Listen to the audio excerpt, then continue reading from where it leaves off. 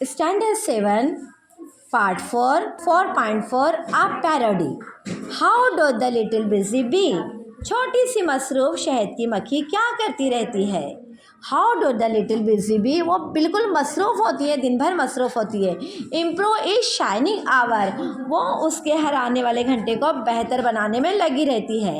And gathered Honey all the day, और दिन भर शहद जमा करने में वो अपने आप को मसरूफ़ रखती है.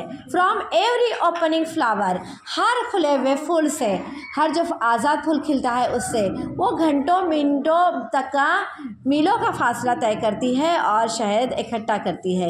How skilfully she builds her cell, वो कितनी महारत से शहद का छत्ता बनाती है. How neatly spreads her wax, और अपने बनाए हुए मोम को सफाई से बिछाकर शहद को उसमें जमा करती है. And labours hard to store it well, और बड़ी मेहनत मशक्क़त से वह काम बखूबी अंजाम देती है.